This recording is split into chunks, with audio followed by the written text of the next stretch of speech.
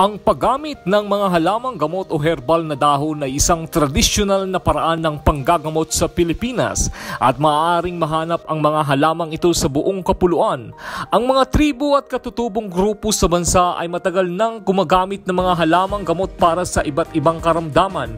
Ang kultura ng paggamit ng mga halamang gamot ay naipasa pa mula sa henerasyon hanggang sa henerasyon at hindi ito maaaring ituros sa isang tiyak na lugar o panahon. Ang mga herbal na gamot ay bahagi ng tradisyon at kaugalian ng mga Pilipino at ito ay nagpapatuloy hanggang sa kasalukuyan. Maaaring isang dahilan kung bakit masusing iniingatan ng mga herbal na gamot sa Pilipinas ay ang likas na yaman ng bansa na sagana sa iba't ibang uri ng halaman na may potensyal na gamitin para sa mga panggagamot.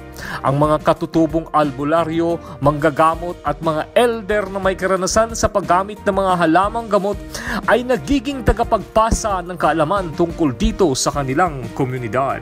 At laging tatandaan na bago gamitin ang anumang dahon para sa panggagamot, mahalaga ang konsultahin ng isang profesional sa pangangalaga ng kalusugan, lalo na kung may mga existing na kondisyon at kung may iniinom na ibang gamot.